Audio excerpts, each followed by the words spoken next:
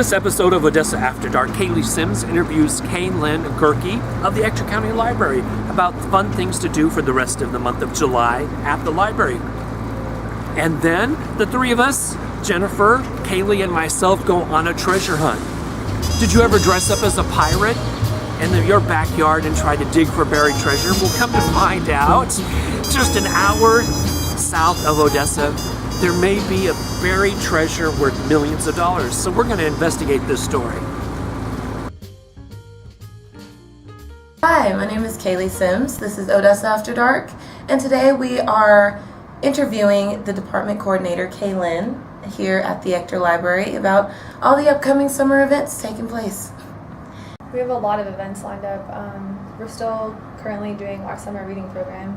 So with that, we have a lot of different activities for kids, for teenagers, for parents. A lot of them are, I guess, more like for the kids and the teens. For the kids, we have story time, we have crafts, mostly in the mornings. And then for the teens, we have, we show movies, we'll do projects, we'll do activities, like we'll have snacks, we'll have food, stuff like that for them. I was wondering, with the teens, have you seen an increase of teens showing up to the events or a decrease of teens? It's kind of been about the same. I mean, we get about 25 to like 30 teens, which is, I mean, I think it's been pretty good. We've had less in the past.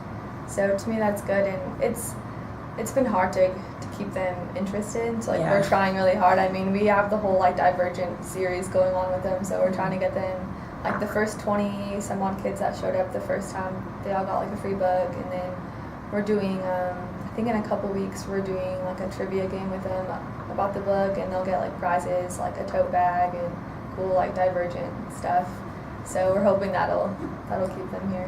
Where will the trivia take place? The Divergent trivia will be taking place on July 15th at 2:30 here in the library.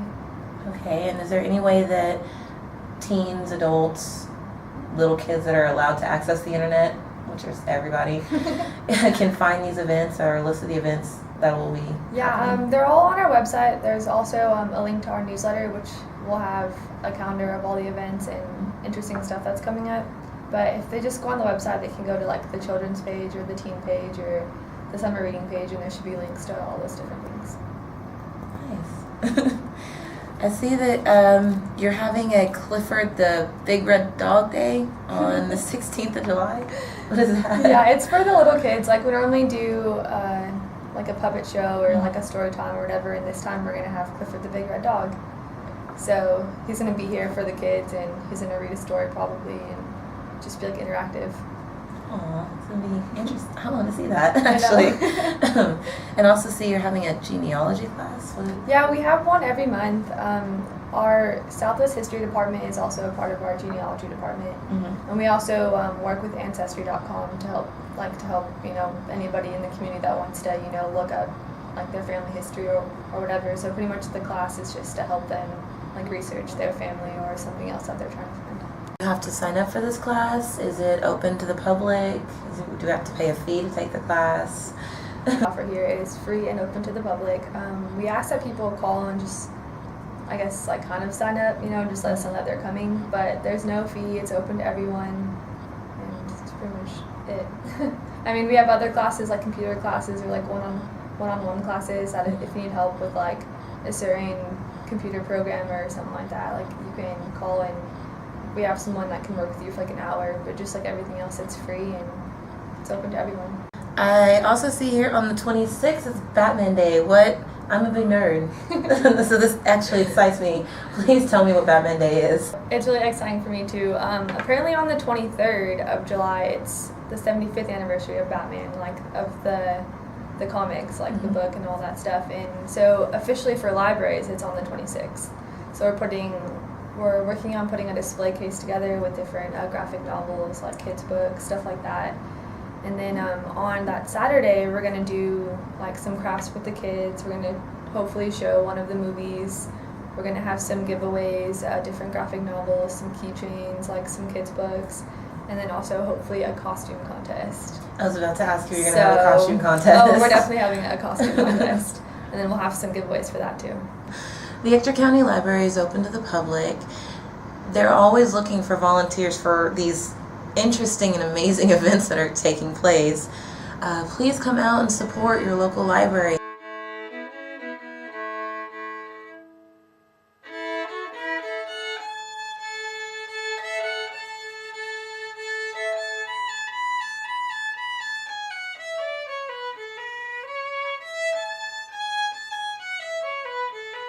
Here at Castle Gap, which is about a 40-minute drive from Odessa. And this is a famous landmark here. It's a mile-wide gap between the castle and the King Mountains. Now the Indians, the Comanche, and the Apache used to travel through this gap, and then it became the ideal location for Spanish to travel through, and then the stagecoach was put through here, the Butterfield Stagecoach, which was in service from 1858 to 1861. The Butterfield Overland Mail, which operated from September 15th of 1858 until March 1st of 1861, was a semi-weekly mail and passenger stage service from St. Louis, Missouri and Memphis, Tennessee, across northern Texas to San Francisco, California. The route from the two eastern termini united at Fort Smith, Arkansas. From St. Louis to San Francisco, the distance was 2,795 miles, probably the longest route of any system using horse-drawn conveyances in the history of the United States.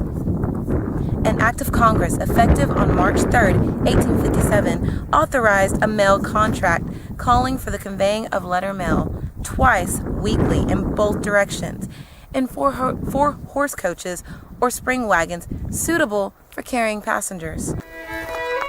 Legend has it there's at least 8 buried treasures between here and Horsehead Crossing, which is about 12 miles this direction.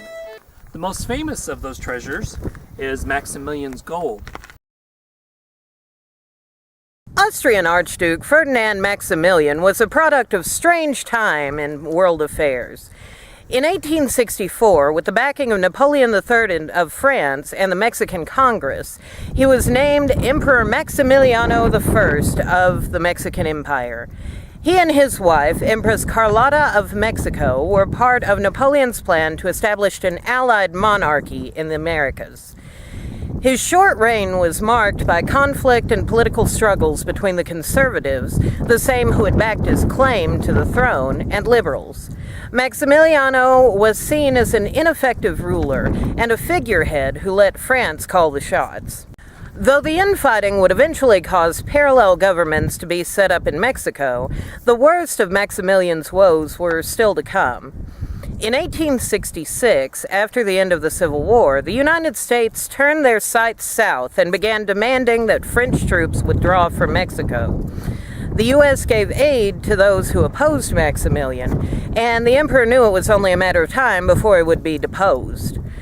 Maximilian assumed he would be sent back to Austria to live out the rest of his days in his castle, but the thought of leaving that vast fortune of Mexico was just too much for him to bear. Since he didn't want to raise suspicion, the soon-to-be ex-emperor decided to sneak the gold, jewels, plate, and silver out by packing it in flour barrels. 15 wagon loads of flour barrels, which were sent to Texas to be shipped off in Galveston or Corpus Christi. Say what you will about the guy's abilities as an emperor, but as a smuggler, Maximilian was pretty crafty.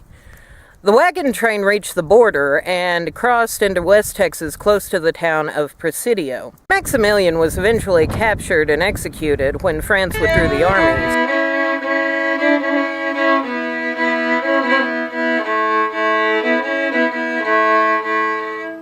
Hi, I'm here at the banks of the famous Pecos River. This was about 5 miles from the Horsehead Crossing that we're about to go to, where the travelers would cross. Horsehead Crossing was known for quicksand, and it got its name because horses would get stuck and you'd only see their skulls at the very top. And so The Pecos River back in the 1850s and 1860s was pretty daunting compared to what it looks like now after a number of years of drought. But for a wagon train or for horses, you just couldn't cross anywhere, as you would see that the brush and the way that the slopes were wouldn't allow it. So we'll take a look at Horsehead Crossing, and then we'll talk about Maximilian's gold and what happened to it.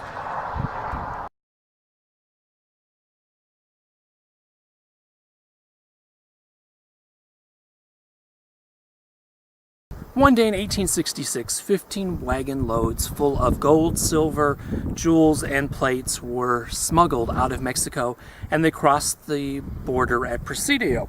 Soon after crossing the Rio Grande, the 4 Austrians who were escaping with the wagon train met a group of Confederate soldiers who were escaping into Mexico from Missouri. Now, the 6 of them reported seeing Indians and bandits on the road ahead.